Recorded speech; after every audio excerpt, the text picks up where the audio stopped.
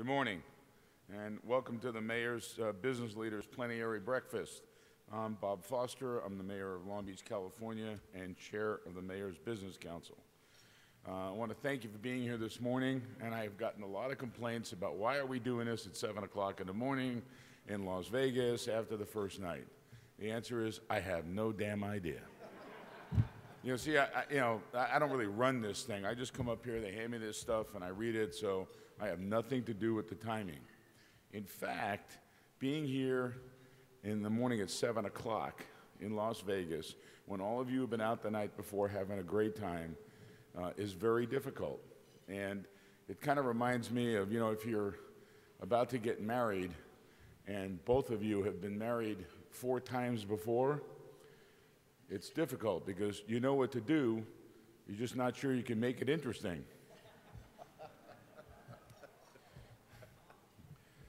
Come on, wake up. What the hell's wrong with you people? Jesus Christ. All right, first of all, let me thank a few people. I want to thank Mueller Water Products Incorporated for sponsoring the breakfast, and I want to introduce Dan Hack, Vice President for Sales, Mueller Water Systems.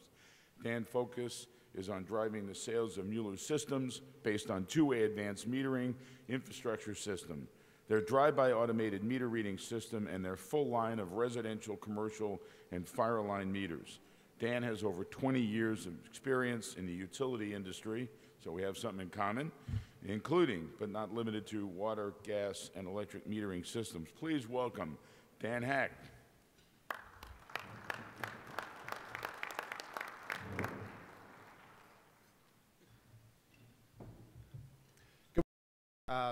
Thank you, Mayor Foster. It is quite early, so I'll keep my remarks as quick as possible. I would like to tell you about Mueller a little bit.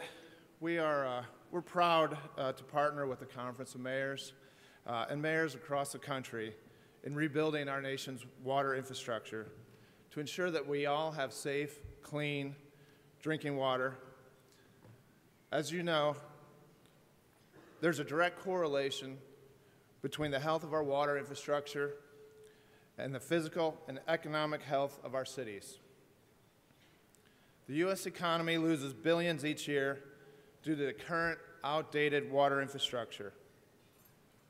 Up to 1/3 of the water that is treated and pumped through our distribution system is, at great expense, by the way, is lost. That's mostly due to leakage, but additional losses are due to inaccurate metering. Issues such as population growth, drought, and aging water infrastructure intensify the need and the demand for water. So also intensifies this our need for an active water management program, a program that will help increase operational efficiencies, improve customer service, and conserve a vital national resource. Mueller Systems is part of Mueller Water Products, and the name Mueller is synonymous with water infrastructure. Municipalities have relied on Mueller for its valves and hydrants for more than 150 years. In fact, more than half of all the fire hydrants in the U.S. are Mueller products. While you still need quality products known for their dependability and longevity, your needs have evolved. You need technology to help you be more efficient, and you need access to real-time data to help you make smarter decisions, such as how to prioritize your capital spending. Mueller continues to develop water products and services to meet these needs. From our water-based smart metering to our non-invasive leak detection and pipe condition assessment solutions, we enable you to manage your water and data more accurately and efficiently. For example, the cost to you to perform a service disconnect for non-payment is about $50. Mueller Systems offers an industry-exclusive product called an RDM, which allows for the remote disconnect and reconnect of a customer simply at the press of a button. This eliminates the need to send a crew to shut off service and then send that same crew back to reinstate service after payment. Another example is our consumer portal. This web-based application that allows consumers to not only see their water consumption, but to compare current usage with historic usage, and allows them to set budgets and get email or text alerts when they're close to their monthly spend. This provides your constituents with more information, enabling them to make smart decisions. You need to account for every drop of water in your water infrastructure. Mueller Systems helps you achieve that goal, and together we can ensure that future generations have the same access to safe, clean drinking water that we have today. Thank you for your time this morning, and enjoy the rest of the conference.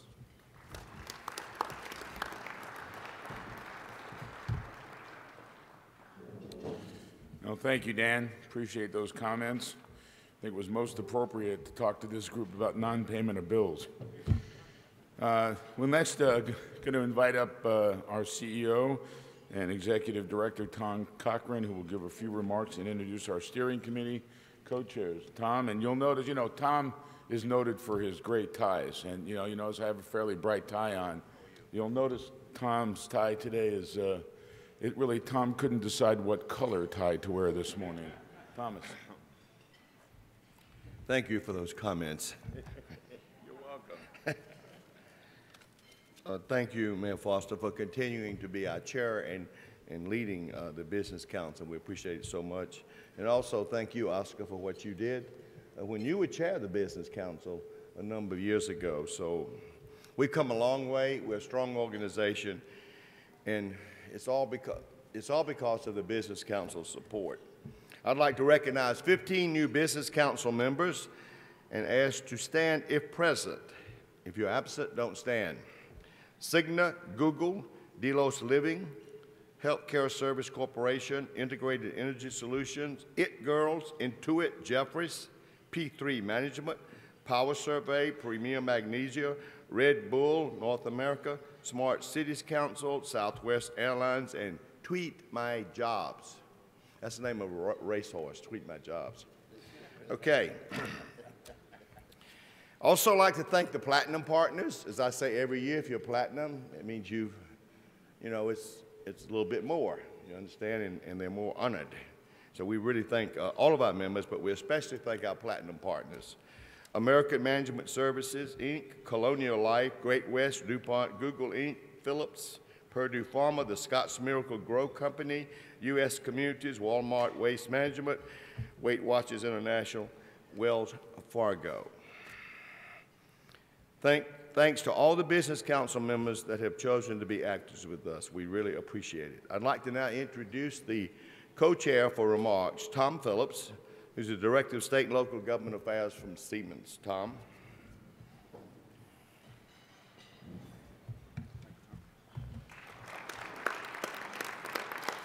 Thank you.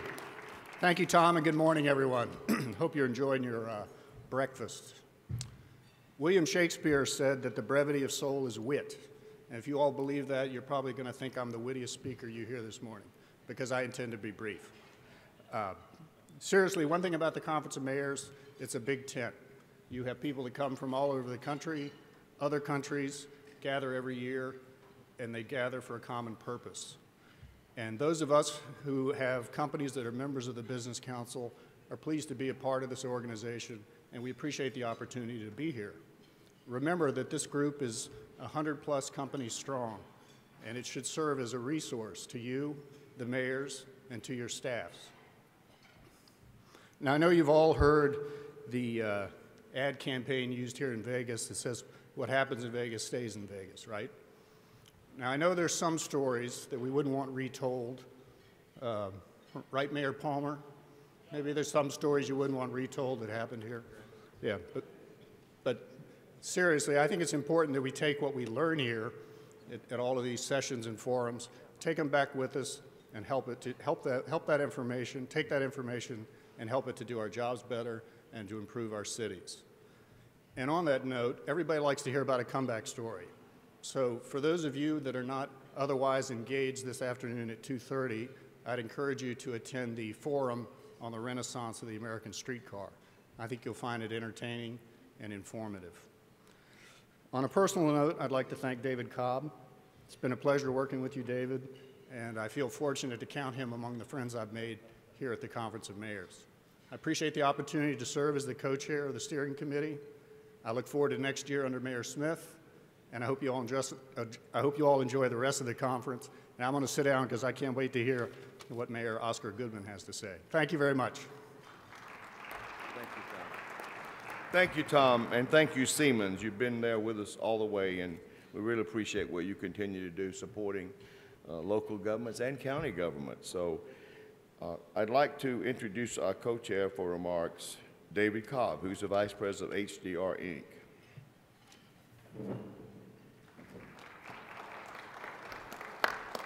Good morning. It's hard to be scintillating at 7 a.m., of course. I'd like to introduce my colleagues at HDR, Lenore Horton, Pat Malone, David Vizzolo, and Kim Schultz, and thank you for being here. 4 years ago, Everett Bass got me into the Business Council Steering Committee, and I want to thank him for that. And those of you who have been around the council know Everett very well. And it's been an honor to represent Business Council members as the co-chair for the last 2 years. The U.S. Conference of Mayors is an incredible organization, and it's a real honor to be associated with it. I've been served on boards of directors nationally and locally, and of all the organizations I've been a part of, this is really one of the finest, and I appreciate the opportunity very much. I'd like to introduce the incoming co-chair, Donovan Pepper from Walgreens. Donovan, where are you? Are you here this morning?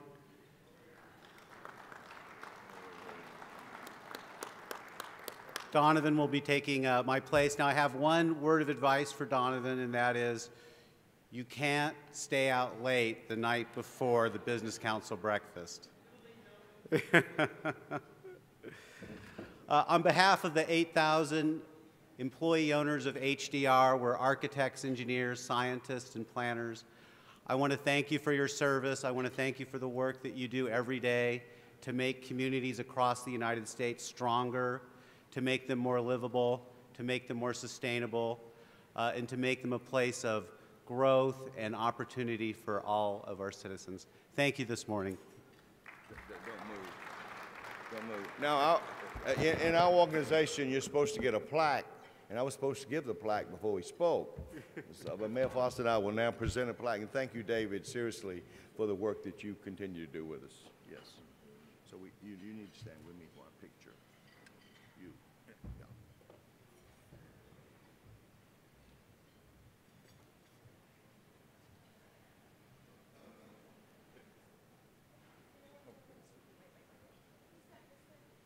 Which way? Which way? Which way?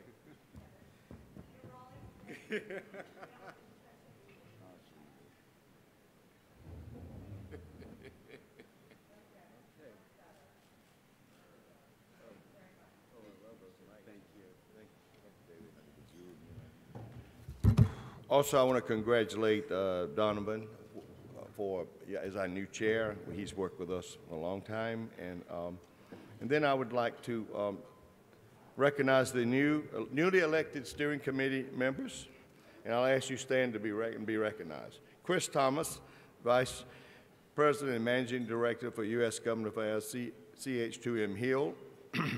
Orlando Sayes, Chief Operating Officer of City Scan. Lynn Cutler, Senior Policy Advisor for Holiday Night. Gene Cantrell, Senior Director of State Government for Phillips.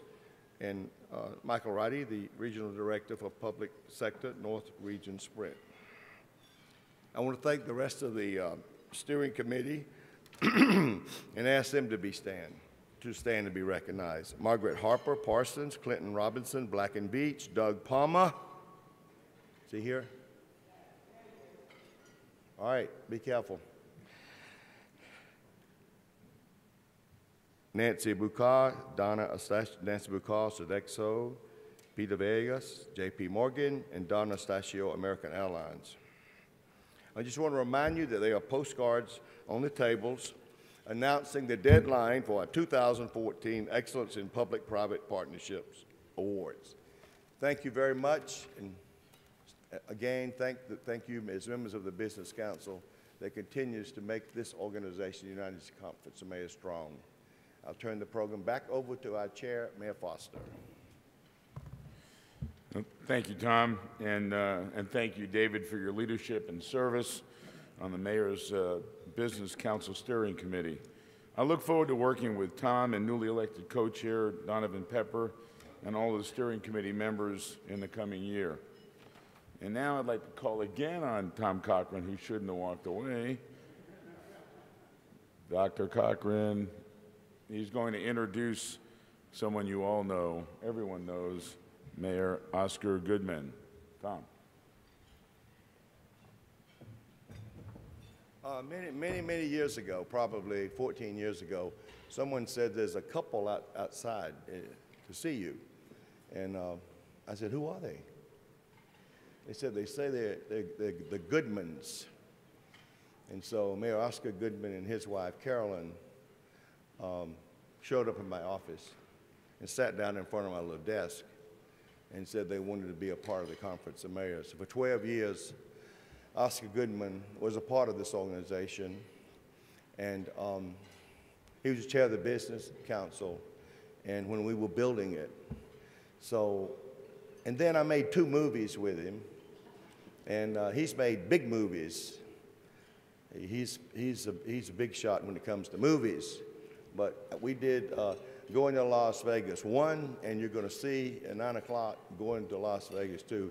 You know, he's a guy that, he's my friend, and I love him to death. Oscar Goodman.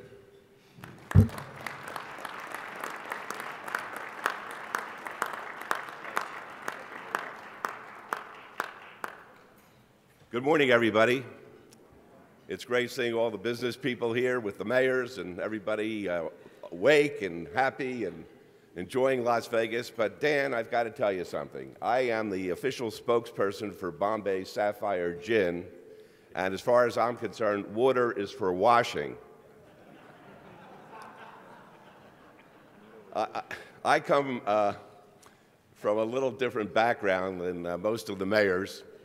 I used to represent the mob, and one of the great experiences I had when I was practicing law actively was I was asked to play myself in the movie Casino. And in real life, I represented all of those people, and it was sort of a natural way to just get involved in the movie industry, and it was wonderful. I starred with Robert De Niro and Joe Pesci and Sharon Stone. I had Scorsese as my director. It was a great experience. I loved every second of it. The movie came out. My mother called me. She said, I saw your movie, and it's a good thing you're a lawyer. I wasn't getting any other parts, no other calls, and I said to myself, you know, I miss showbiz, and I have a way, though, that I'm going to be able to continue my career in the movies. I'm going to run for mayor of Las Vegas because the mayor is responsible for issuing permits for any movies that are going to be made in Las Vegas. And I said that if I'm the mayor, they have to give me a part in order to get a permit.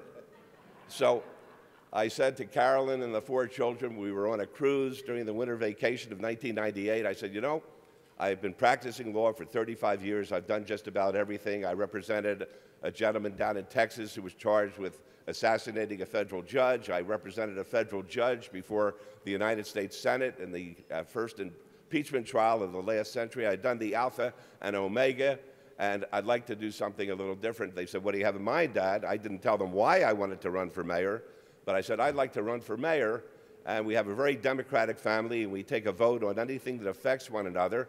And I was making a lot of money as a lawyer, and the mayor's job paid $48,000, so they were entitled to a vote. Carolyn abstained, and the 4 children voted 4-0 against me. And I said, why? They said, Dad, there's no way you can win. You have more baggage than the Sky Caps out of the airport. Well, I didn't believe them. I filed, and 2 days later, I went down to my driveway and picked up our stinking local newspaper, and brought it back to our dinette and opened it up, and the editorial was, "Anybody but Oscar for mayor." That's a great way to get in politics. Is the mayor of San Francisco here? I'm not surprised because I am not happy with San Francisco. The San Francisco Chronicle the next week had an editorial, "Las Vegas should not elect the barrister to butchers." I'm saying to myself, what does San Francisco care about Las Vegas? They have more homeless than we have. So I ran and I won, and the first thing I did is I went to our permitting department, and I said to the woman in charge, I said, "Ma'am, I'm your new mayor, and I have a directive for you. Anybody who wants to get a movie permit has to give me a part." She says, "You can't do that." I said, "I can, I'm the mayor." Well, 2 weeks go by, and the receptionist says, "Mayor, guess who's out in the waiting room?" I said, "Who?" She said, "Jackie Chan." I said, "Send the gentleman in." So Jackie Chan came in with Brett Ratner, and they said, "We can't believe what we were just told, that you have to have a part in Rush Hour 2 for us to get a permit?" I said, "Absolutely." It was a great part. It was at the Desert Inn before it was imploded. I was with Jackie Chan. I was with Chris Tucker, Alan King. Wonderful part.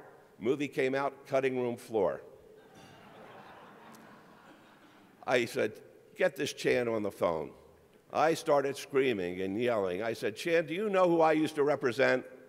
And they still owe me a couple of favors. I can't believe that you cut me. I scared them so much I am in the DVD." Next movie comes into town. It's Ocean's 11, the sequel. Great scene at the MGM. It's a fight scene. I'm with Danny Gans, with Siegfried and Roy, with Wayne Newton. Great scene, cutting room floor.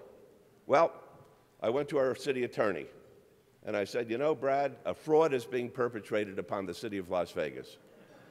We give them a permit. They say they're giving me a part. I end up on the cutting room floor." He said, "What could I do for you, Mayor?" I said, "I want you to prepare a contract that if they defraud us once again, we'll be able to enjoin the movie from being shown." He said, "You can't do that." I said, "I can. I'm the mayor."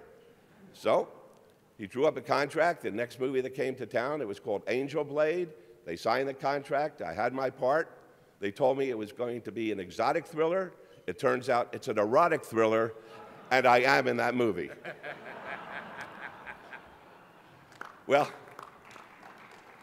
you know, I tried to do some serious things when I was the mayor for 12 years here, and I think this evening you'll be able to experience some of them, and I think when Tom shows the movie, you'll have an idea as to what was created during the 12 years. And I'm very, very proud of our downtown. When I took over, it was in a state of malaise. It had no energy. The lawyers were moving out. The bankers were moving out. It was like rats leaving a sinking ship.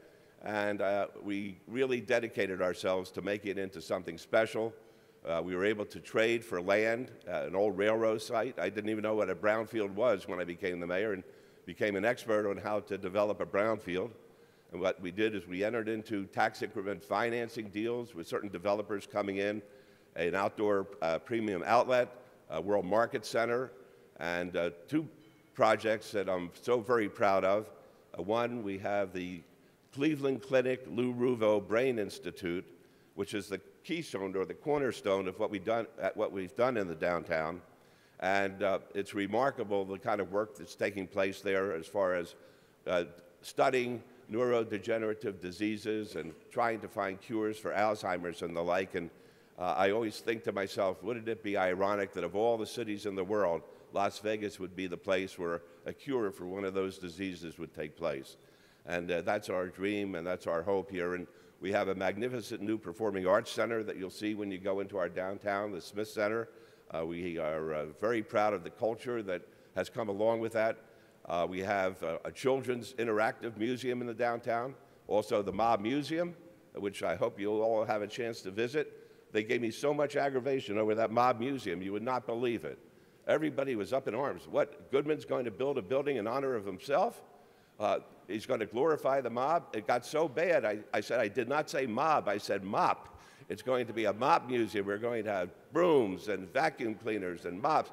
That's how bad it was. But now it's just a great venue for people to visit, and it's an exciting, real museum in the downtown. And When we designed City Hall, I designed it for myself.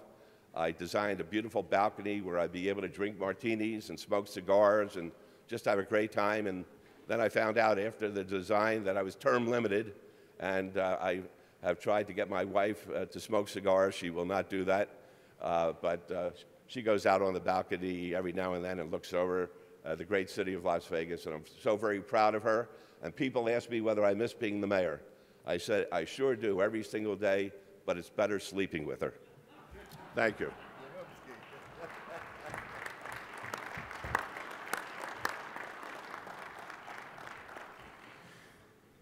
Now you know why we love Oscar. He's terrific. You know, he gave me a couple of ideas, Oscar. In Long Beach, actually, we make a lot of TV shows and a lot of movies are made there. Believe it or not, CSI Miami is made in Long Beach, a good part of it, and Dexter and all the Lethal Weapon movies, all that. So, Oscar, I'm going to try that. I've got about a year or so left. I'm going to try that. It's going to be good. Anyway, I want to thank Oscar. That's liven up this morning, and it's a lot of fun always listening to him. So, thank you this morning. We're now going to turn to the manufacturing issue. We're going to have an important discussion on best practices in advanced manufacturing, led by the chair of the Work and Opportunity Task Force, Mayor Mike Rawlings of Dallas. Mayor Rawlings, you have the floor. Thank you.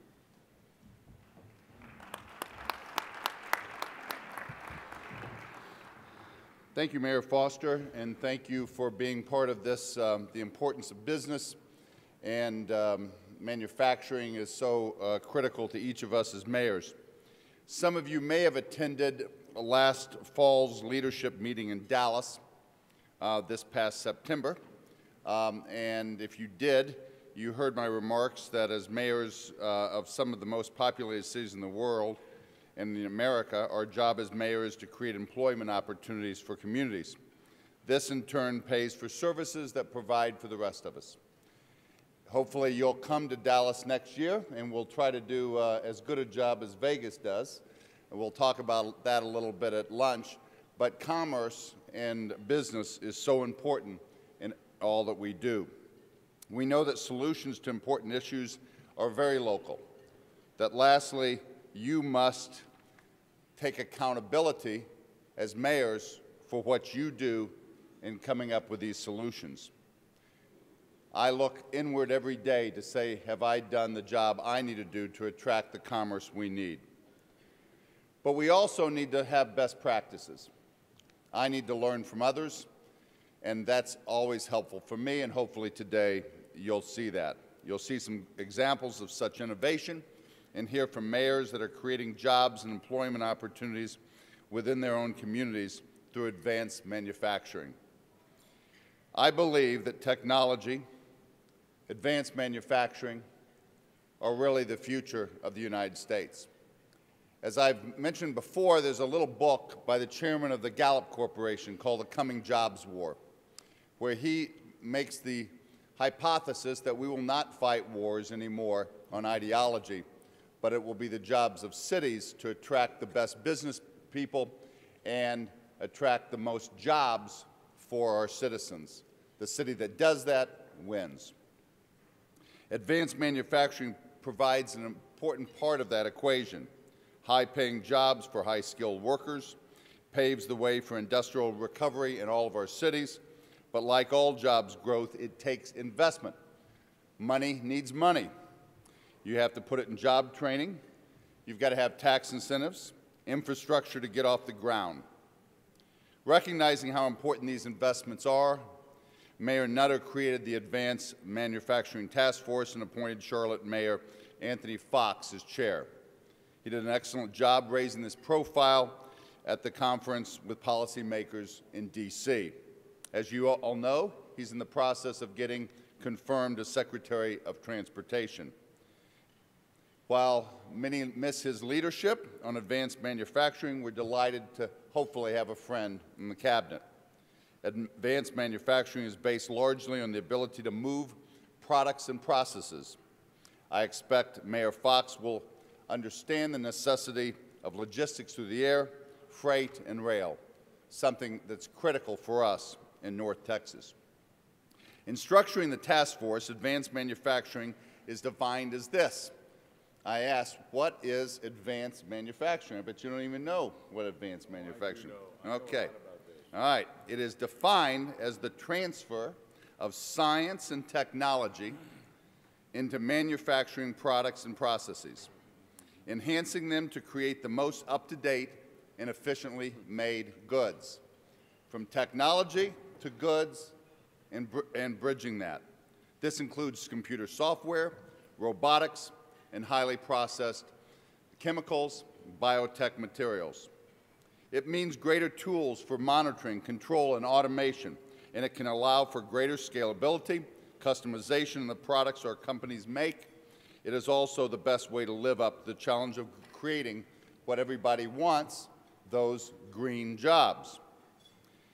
Now in Dallas, we have some heritage in this, and we had some pioneers that came, one of them from New Jersey, a man that came and started Texas Instruments. Texas Instrument was the creator of the integrated circuit. Companies like them, Ericsson, laid the foundation for advanced manufacturing in our region and still are an economic force in our market. They are constantly redefining the industry, creating efficiencies and non-traditional markets. Just recently, another one, Motorola chose North Fort Worth to make a manufacturing plant for their new technology, creating over 2,000 jobs in that area. The U.S.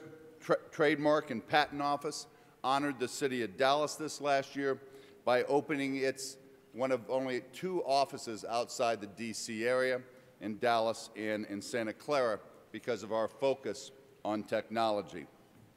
In addition, due to our central location and quality highway systems, we are working hard in logistics, as I mentioned. We just had L'Oreal put a major distribution center. It shows you how global the world is. A French company manufactures their goods in Mexico, brings it to Dallas to distribute to America. That's where the potential exists for American cities. So if you think about this today, you're going to hear about these 4 things from our speakers. To do this well, you have to have tech, trade, tax, and talent.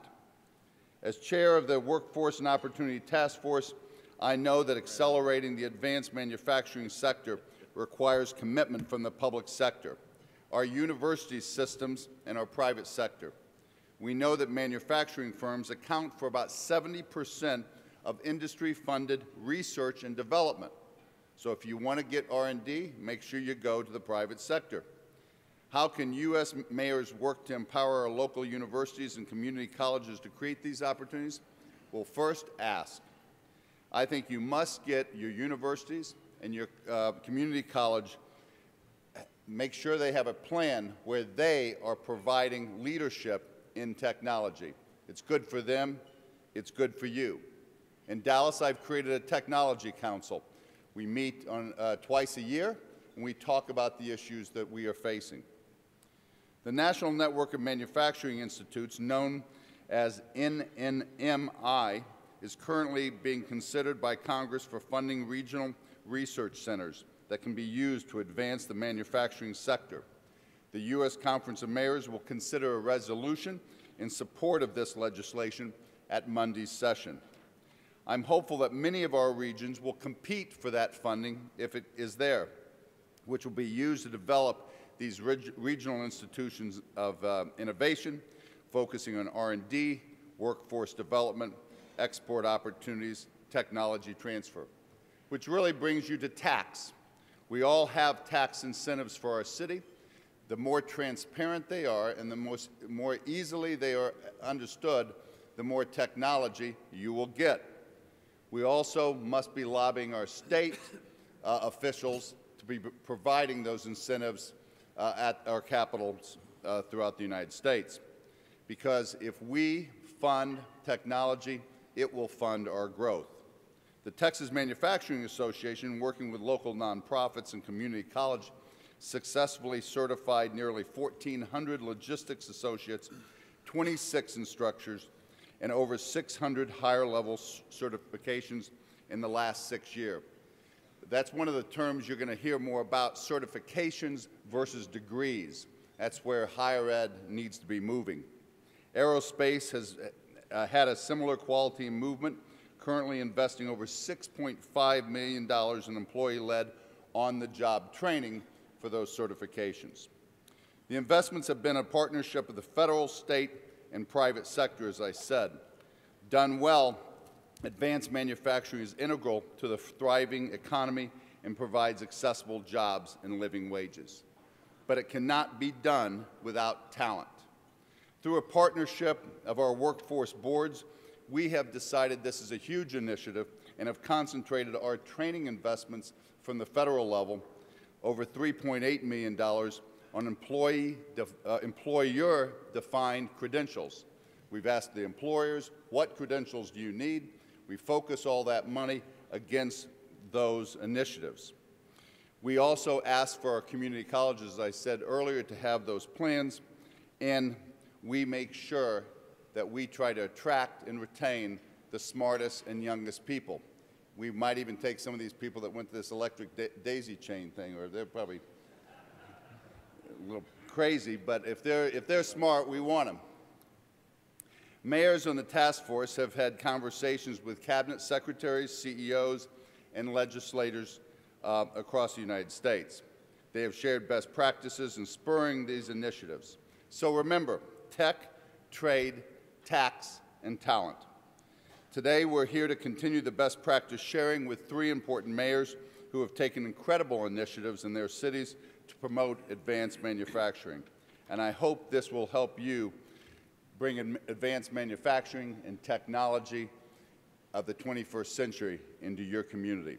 First, we have Mayor Denny Doyle of Beaverton, Oregon, who has been mayor since 2008 after 14 years on the City Council. Mayor Doyle has been a national leader on manufacturing and sustainable community revitalization in a region that is leading the nation in manufacturing growth, innovation, and exports. Under the mayor's leadership, Beaverton has made important new strides in bringing new tools and resources to the manufacturing business. Mayor Doyle has utilized a variety of government initiatives and public-private partnerships to help expand the manufacturing sector. The Beaverton region is home to some of the world's most important manufacturers, with Nike's world headquarters there, a major Intel manufacturing hub, the headquarters of Tektronix, and manufacturing operations like companies like Columbia Sportswear. Mayor Doyle currently is the Vice Chairman of the Advanced Manufacturing Task Force and is here to speak on the importance of American investment in manufacturing innovation and describes on how we can expand this in our cities and highlight his successes. Mayor Doyle will speak. In fact, we'll have all 3 of the speakers speak just briefly.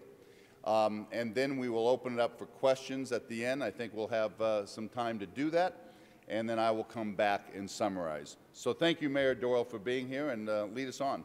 Thank you.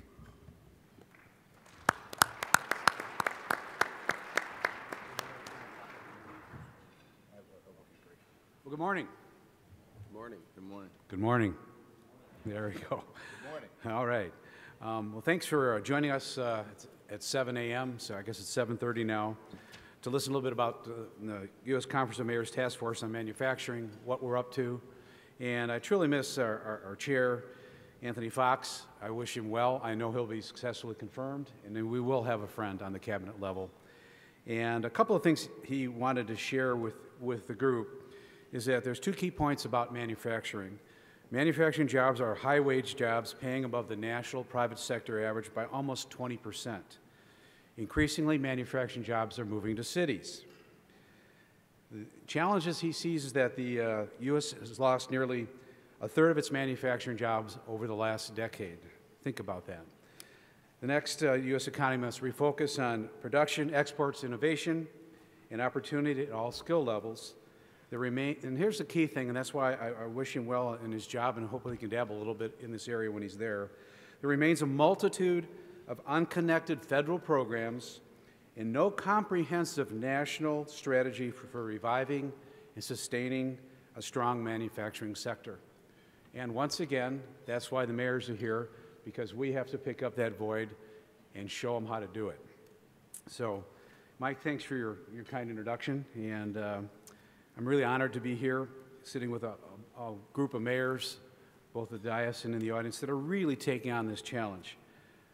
Mayors are ready to lead manufacturing back into the preeminence, and the Conference of Mayors is poised to be a strong and meaningful voice on the manufacturing and the support needed to keep all of our communities sustainable and prosperous. I hope to join my fellow mayors to issue a rallying cry for more investment in manufacturing and the infrastructure that is needed to support manufacturing revitalization. Just a little bit about Beaverton, Oregon, and I'll tell you a little bit how our city and our region reinforces competitive advantage for all and leverages our workforce partners. And then I'll close with a perspective on why cities like Beaverton can only continue our manufacturing progress if our nation puts more focus and more investment into growing our manufacturing. Beaverton is a first-tier suburb of Portland, a little over 92,000 people. In our region, the Portland, Beaverton, Vancouver metro region, there are over 5,000 firms. We have over 2.3 million people in the fastest-growing export region in the U.S., and we serve as the economic engine for the state of Oregon, both in terms of a concentration of advanced manufacturing companies and an overall gross regional output.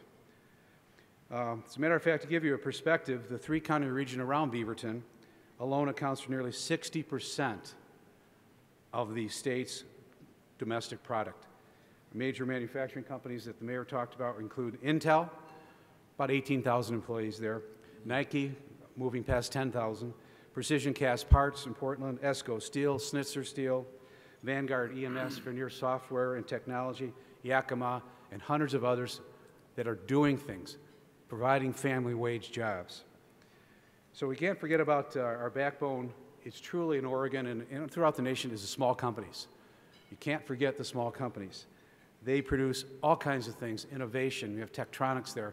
They've spun out dozens and dozens of companies over the years, and they're still doing it.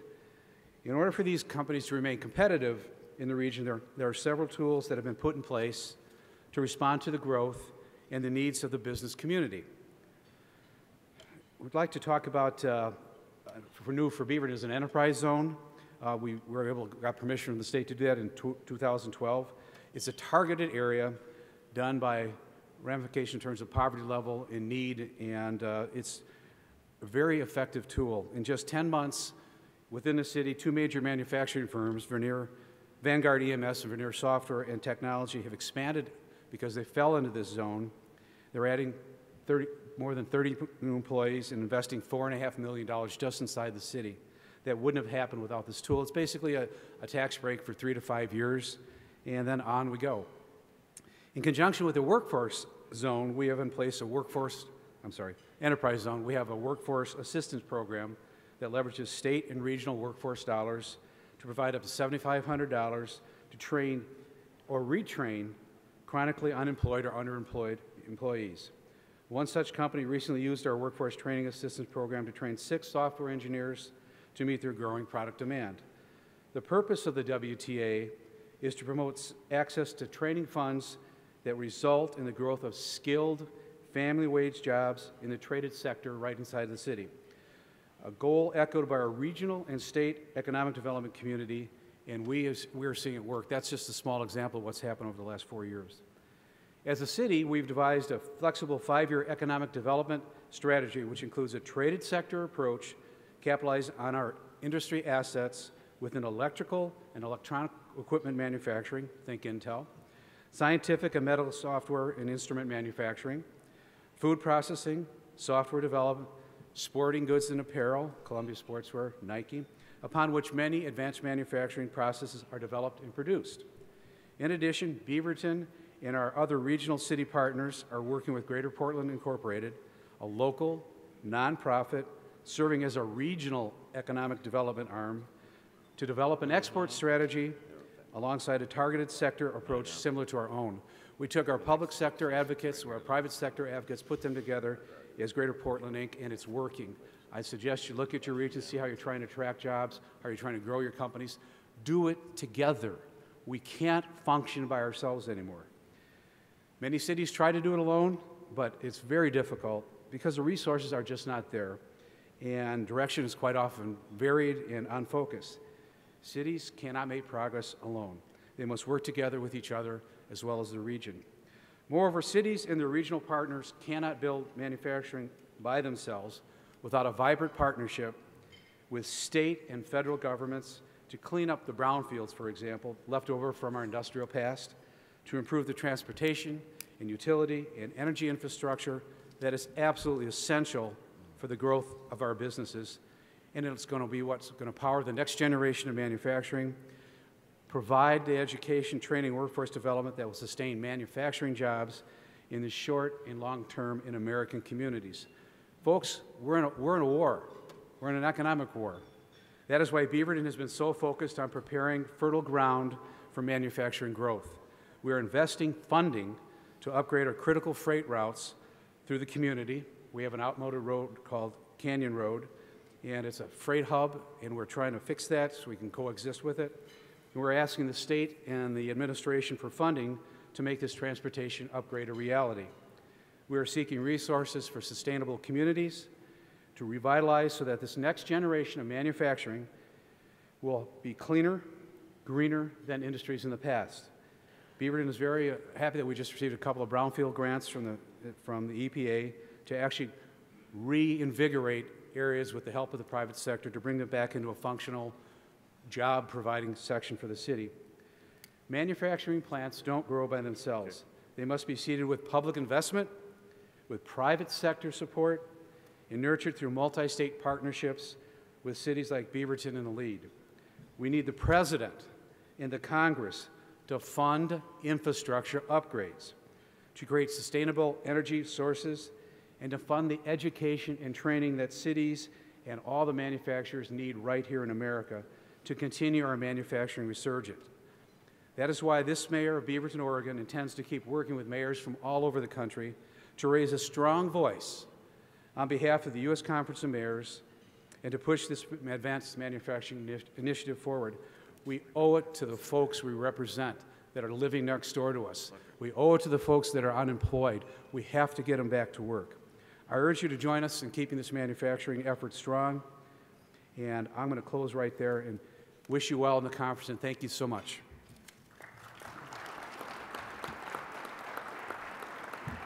Thank you, Mayor Doyle, and as I said, we probably have some questions for him, and we'll hold that till we hear from all of our speakers.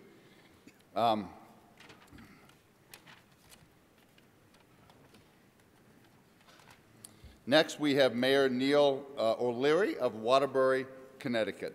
Mayor O'Leary took office in 2011 following a nationally recognized career at the Waterbury Police Department, where he served for 29 years, including Chief of Police for 5 years. Working with the state and federal government, he has championed an aggressive brownfield corridor redevelopment program that is recovering old industrial sites along the river rail spine of the city. The site of the alternative transportation riverfront greenway presently is in design. A former Board of Education commissioner, Mayor O'Leary is also a proud leader in education and training for careers in advanced manufacturing. In August, the doors will open to the new Waterbury Career Academy High School, a project Mayor O'Leary spearheaded. This intra-district high school will host 4 career strands, one of them advanced manufacturing. Mayor O'Leary believes Waterbury is in the right environment for sustainable growth, which can be seen through his initiatives to enhance advanced manufacturing. A public service, a servant doing many, many things. Mayor O'Leary. Thank you. Good morning. I have to admit I'm a little nervous. When I found out I was speaking at around 8 o'clock on a Saturday morning in Las Vegas, I never expected this kind of crowd, so thank you all for being here. I should have thought of that when I was doubling down and splitting those 8s last night at 3 a.m. Anyways, good morning to all of you, and thank you, Mayor Rawlings, and it's an honor and a pleasure to address you. I come from Waterbury, Connecticut, as Mayor Rawlings said, which is a city known for its brass industry. We used to be called the brass capital of the world. During the 50s and 60s, we made more brass products than any other city in the country. Munitions mostly, quite frankly, and although if you look on any military uniform even today and you look on the back of their brass buttons, you'll see Waterbury, Connecticut stamped on. The problem is, in Waterbury, Connecticut, like many, many other cities, especially in the Northeast, you know, the brass industry and metal industries changed so much, our city really declined in the 70s, 80s, and 90s, and we're trying to redefine ourselves. But manufacturing is still the backbone of the city of Waterbury, the state of Connecticut, and the Northeast Corridor. And manufacturing has had a problem, especially in Waterbury, since the median age of a factory worker is 58 years old. 58 years old. Our challenge is to educate our young folks and give them the skills and make manufacturing sexy so that they'll think about that career path. In the world we live in today, manufacturing is as vibrant as it ever could be, although we can't seem to get that message across. Mayor Doyle and his efforts are trying so hard, as I am, to make sure that our young people understand what manufacturing means to this country. We decided long ago education is the key to bringing these young people into the world of manufacturing. So what we did a long time ago in Waterbury is we created a concept called College Connections, and where we have our young people in our high schools go into our manufacturing facilities and into our education, our higher education facilities, and learning the trade of manufacturing, advanced manufacturing, or, quite frankly, old-style manufacturing, which is what we're more accustomed to in Connecticut and Lansing, Michigan, and all over the Northeast. And quite frankly, it's been very successful, so much so that we've built a high school in Waterbury, Connecticut called the Waterbury Career Academy, and which has, as Mayor Rawlings pointed out, a strand called manufacturing. We have a factory within a high school. So these children, or these students at age 13, are starting to get exposed to what it takes to learn what manufacturing is all about, but more importantly, hands-on training. We've also worked with our Work Investment Board. Education is the key to getting people into manufacturing, and our Work Investment Board, through the efforts of our leader, Kathy Awad in Waterbury, Connecticut, have brought these young people into the atmosphere that they know that the successes of their future can be very, very important in the field of manufacturing. We also work very closely with our Naugatuck Valley Community College. Our community colleges are growing and growing and growing as our economy changes every year, and our young people can't get into some of the schools that they've dreamed of. But in the community college atmosphere, we built another manufacturing center recently in Waterbury, Connecticut, where we have a 8,000 square foot factory again within the community college concept. So we're working very, very hard in the area of manufacturing because we know and we recognize that the success of this country, our states and our cities, are not in exporting or bringing things in from China or sending things out to China.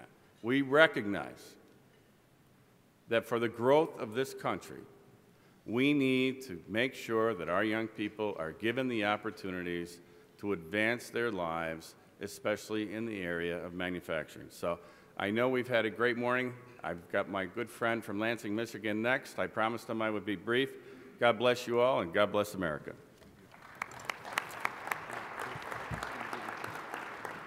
And finally, we have Lansing Mayor Virg Brunetto, now in his 7th year as mayor. Mayor Brunetto served previously as a county commissioner, as a state representative, and a senator in the Michigan legislature. He has piloted the city through the challenges of today's economy with determination to bring common sense reforms to government and create promising business climate for new job-creating investments. Under Brunetto's leadership, Lansing has leveraged more than $700 million in new investment that will retain and generate more than 7,000 jobs. He created a stronger voice for Michigan with numerous automotive communities. Brunetto formed a national alliance of automotive mayors to press Congress and the White House to support manufacturing in this recovery. By repurposing many of the human and physical resources of Lansing, Mayor Bernero has been able to create new business opportunities for his city. Thank you for your leadership. Thank you, Mayor Rawlings. Thank you, Mayor Rawlings. Thank you so much. I am so excited to be at a U.S. Conference of Mayors meeting, and I know this isn't the first time we've discussed manufacturing, but I'm so excited to see it kind of headlined and to see a full room excited about manufacturing. Manufacturing is where it's at. You know, this is America. We make the things that make the world great. It's what we do. And for a long time, we were kind of sold this bill of goods that manufacturing was passé, that manufacturing was all going to go overseas, it was all going to be done elsewhere, and we just had to get used to something else. You know, the service economy, the information economy, something other than making things. But when you make things, a lot of that other stuff comes out of it. Because when you make things, you got to move them around. You got the supply chain. You got to advertise them. You got to distribute them, on and on and on. And that's why manufacturing has such an incredible rate of return. For every dollar you put in, you get an incredible reverberation throughout the economy. It continues to give. So Mayor Goodman talked about the power of mayors. We don't always feel powerful, but I believe it, that separately and collectively we have immense power. I wanted to just share one story with you. I was on the radio doing an interview about manufacturing and productivity. And by the way, what's the button that I pushed to change the slide? No clue. I heard that there was going to be something I could push. Anyway, I'll just say change and maybe it'll change. Okay, it's magic. The magic of manufacturing, that's what I was going to talk about. But beyond the magic of manufacturing in terms of the reverberation, oh, terrific. Oh, you were going to handle it? I don't know. There's a bunch of buttons on it. Here, he can have it back. Okay, thanks.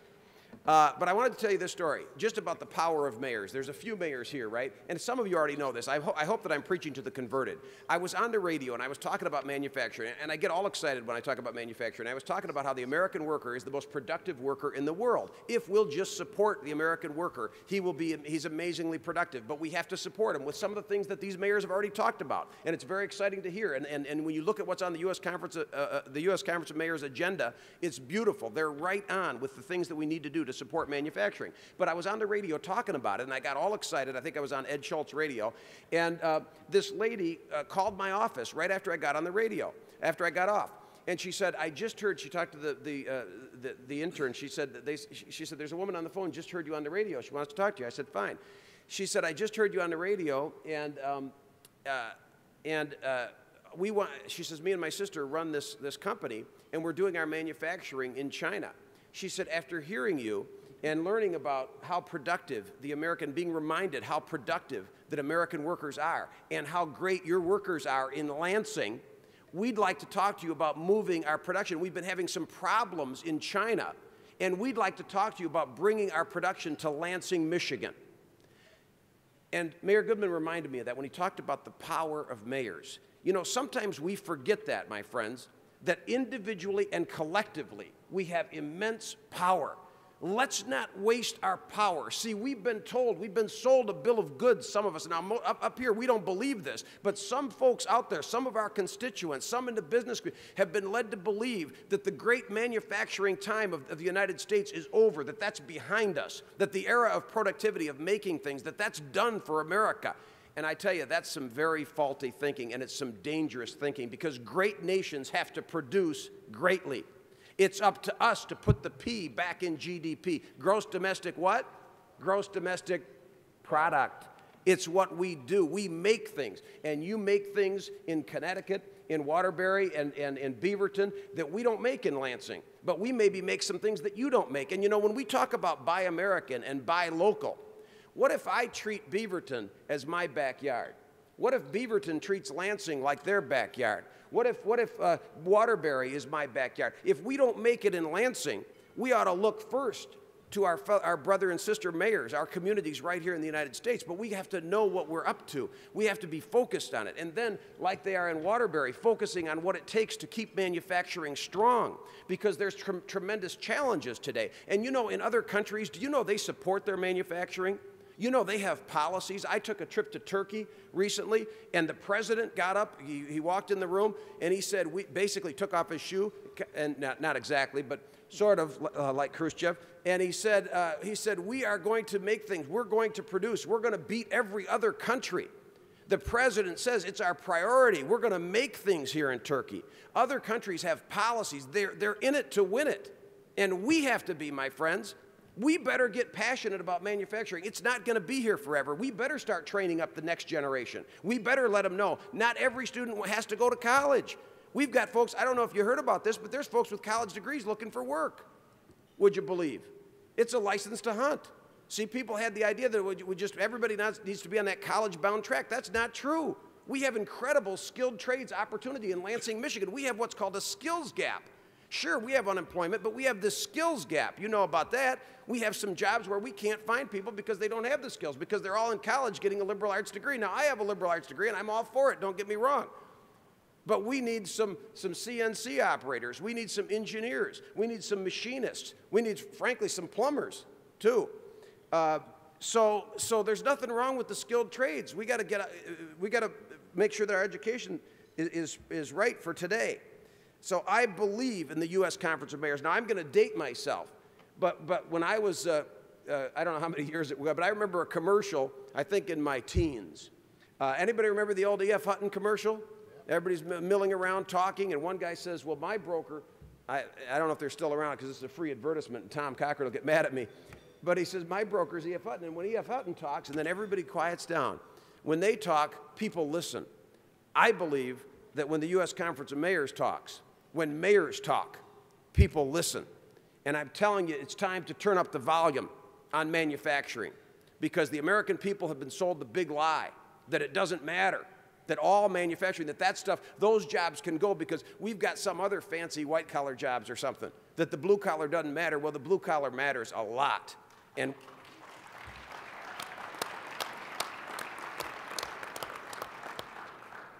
thank you. We had a near-death experience in Lansing, Michigan. We had a near-death experience when General Motors was facing bankruptcy and then went through it. And if you're mayor of a town where you've had a near-death experience, where your major industry is collapsing in front of you, you know what I went through. And we didn't just sit there, we organized. And mayors got together, and we came to Washington, and we came, and we walked the halls of Congress, and we pounded on doors. And two presidents, Republican and Democrat, said the auto industry was worth investing in. But we're not just resting there. I'm proud of my autos in Lansing, and we're proud of some other things we do. We've got Michigan State University. We want to, like you said, Mayor Rawlings, advanced manufacturing. Take those things right out of the lab and put them on the floor. But then there's also a lot that happens on the factory floor. And this is something you need to understand when you're told about manufacturing. Well, we'll always be, this is another one of the big lies, we'll always be a center of innovation because we have these great universities. Do you know a lot of great inventions happen on the factory floor? From engineers who say, gosh, we can do this better. So if you give up all that manufacturing capability, you're giving up the innovations of tomorrow. We can't afford to do that. So we've got to keep investing in all the things that you talked about, Mayor Rawlings, the exciting things that the U.S. Conference of Mayors is doing. And so I'm not going to spend a lot of time on this slide. We'll just go through quickly. This talks about some of the people in Lansing. There's a lot of things I'm supposed to say, but I think I said the important things. In Lansing, we're proud, of course. We've been recognized as #1 in Michigan and #6 in the nation for high-tech job growth and one of the leading manufacturing towns. General Motors is reinvesting in Lansing now. We make the Cadillac CTS, the award-winning Cadillac ATS car of the year, and now Lansing, you may have heard GM recently announced, they're bringing I don't think you got a Camaro up there, do you, Randy? They're bringing the Chevy Camaro from Canada to Lansing, Michigan for production next year. One of the great muscle cars. Okay. Yeah, I'm just about done. So this just talks about, this is MAC, the Mayors Automotive Coalition and the U.S. Conference of Mayors. The Mayors Automotive Coalition turned into the Manufacturing Alliance of Communities, and we're collaborating with the U.S. Conference of Mayors. There's power when mayors talk. We helped start the Racer Trust, which is about $770 million that's being spent to clean up the abandoned GM sites. That happened, my friends, because of mayors. It happened because of mayors. Wouldn't have happened without the advocacy of mayors. This conference going to Washington, when I heard that we were going to go ask for $1 billion, Tom, $1 billion to clean up the old GM sites, frankly, I thought you were nuts. I thought it was a little ambitious, but the leadership said we were going to go and ask for $1 billion. We didn't quite get $1 billion. We got $770 million, but that's pretty close to the mark. You know what they say, shoot for the moon, you'll land among the stars. This talks about the amount of contribution of manufacturing. Again, we need to be proud of manufacturing. We need to be proud of the amount that it is in the economy. 17.2 million quality jobs, fuels exports, fosters innovation, drives national competitiveness, and by the way, national security. You know, we were the arsenal of democracy, right? And hopefully we never have to be again, but you need to have that productive capability. Manufacturing is 30% of the nation's productive growth, has a larger multiplier effect than any other major economic activity. Again, the reverberations in the economy, the supply chain, et cetera. Mayors know that manufacturing can only thrive on the foundation of strong cities and strong regions. They feed each other. The magic of manufacturing, again, the reverberating effect.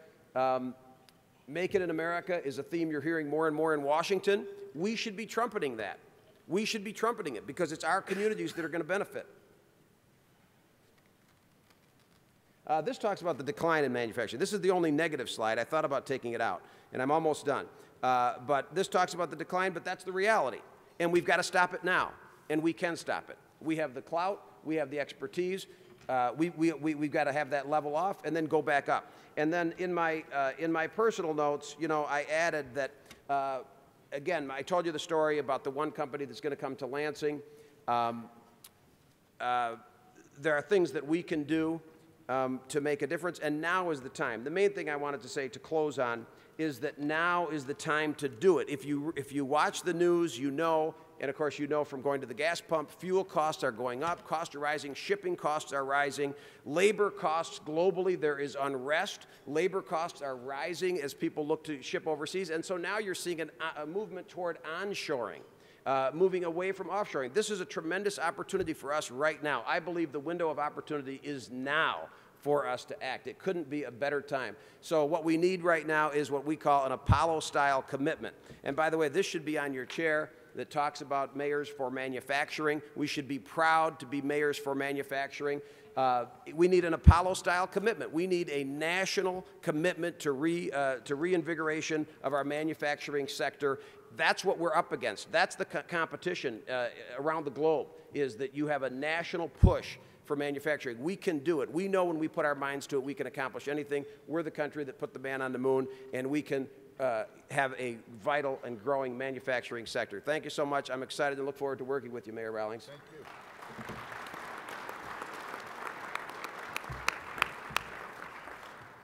Thank you. We've got just a couple of minutes for any questions, so if you have one, raise your hand. But I will start with Mayor O'Leary. I love the idea of creating a high school and connecting with manufacturing. How exactly did you do that? Through your independent school district? What, did you get it funded through something? How did you make that happen? Thank you, Mayor Rawlings. We actually did it through our school board. I was a member of the school board at the time, and we knew, as I had mentioned to you before, that the median age of a manufacturer employee in the city of Waterbury and the state of Connecticut was in their mid to late 50s. And we recognized that our young people were not given an opportunity to learn firsthand in the high school environment and get them interested in manufacturing. So we decided to take that move. It cost us $60 million to build that facility. It's a magnificent facility. People from all over the country are visiting it. And quite frankly, as I mentioned to you before, we have a factory within a high school. And these children, students at the age of 13 and above, are being exposed to the world of manufacturing, and it's so you got it funded through a bond? We did, sir, and we also, the state of Connecticut, through the State Board of Education, thought the concept was so unique that they decided to fund half of it. Great. Mayor, you spoke very nicely about how we've got to have an Apollo attitude towards this. What reforms in government did you have to deal with in trying to reinvigorate Lansing? Well, of course, we did what we could. We did what was in our span of control. And so we worked on labor management collaboration. Some of that was already there. We use our good offices to make that happen. Site location, some of the things that was on the second to the last slide that talked about the economic incentives. We all know about those, the TIF and the other economic incentives that we have that are vital to continue. The Brownfield program, absolutely vital. We have very excellent administration of those programs, but you know, those programs, as they are threatened by state or national policies, that's a real concern. So good. I think, you know, the next step is to push for some things at the national level, the kinds of things that Mayor O'Leary is talking about, the education things. those shouldn't be piecemeal. Those shouldn't be so helter-skelter. We need a policy that really promotes that at least two-track system so that not every student is pushed in to go to the college bound. The ones that are good with their hands and good with tactile learners that we have, we show them the path toward a skilled trades career. Good. Mayor Doyle, you've been on this task force. What's the agenda that you are pushing the U.S. Conference of Mayors to do in this task force? I think, in your opening remarks, Mike, you were spot on. We need to get a national plan. I think you heard from Verge. He's a pretty low-keyed guy. But seriously, we need to take this on. Because if we don't bring the jobs back, we are going to become a second-rate power, I think, in the world. And I think we need to have a unified voice. The biggest thing I can think at these meetings is share the best practices that we have. We have 8 or 9 different incentive programs inside the city of Beaverton. 5 years ago, there weren't any. And so we have to realize the world's changing, and it's happening. Things are coming back. I had a fellow come to the office about 3 years ago, and he made 3D glasses. He's about 72 years old.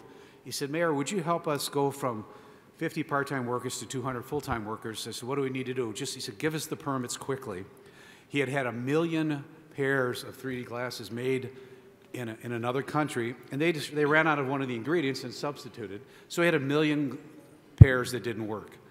So that's the expertise we bring. Intel will tell you that if we come down to an educated American engineer and educated from another country, and they're equal, we'll take the American engineer because the innovation that we still have in our school system. We produce thinkers. We've all talked about education. Work with our junior colleges. Share how we do it. I think the fascinating story about the high school, phenomenal. So I think that's the focal point for this group is to share best practice and do a united front and go ask for another $1 billion to fix the world. But Mayor Rawlings, if I could, one other thing that you're going to be hearing more about in Washington, God willing, in January, is what we can do with the purchasing network. I know the U.S. Conference of Mayors has one. I think we can do more. I talked about it a little bit, that if we treat each other's cities as our backyard, many of us have a purchasing policy in our city that says we'll buy local first. In fact, we have one in Lansing that says, well, we can pay up to 5% more to keep it local. But what if local means all of you? What if we can't find it in Lansing, we go to the U.S. Conference of Mayors network, and whether we're buying pens or playground equipment, we say we want to keep it local, and that means in the United States. So stay tuned. We passed that in Dallas as well. All right, so this is what I learned from these wise leaders. One, incentives, created enterprise zones, even short-term incentives, 3 to 5 years makes a difference. Workforce training programs, communicate the importance to our youth about manufacturing in the future, connect our students to the industry through schools for skilled workers. Think globally when you think competitively. We can beat China. It's a change of mindset, I think you said, and use each other as our backyards and team as much as we compete. In closing, I just want to say one thing. This last year, Zogby talked about the importance of mayors focusing on our young people working. They gave us this figure, if you haven't heard it, found out that just under 30% of businesses hired a youth during the summer of 2012. But in a startling finding, 84% of all businesses said they had never been asked to hire youth.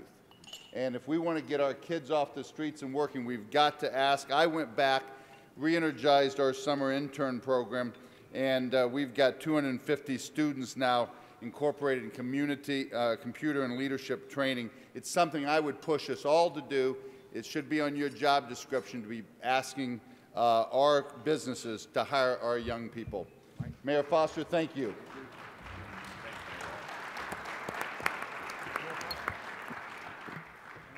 I want to thank Mayor Rawlings and the panelists and all of you who are here this morning, particularly those who I would characterize as the walking wounded when you came in. So thank you very much. We'll see you at the plenary session, which will start promptly at 8:45. Again, thank you for being here. Thanks again for a lively discussion. This breakfast is adjourned.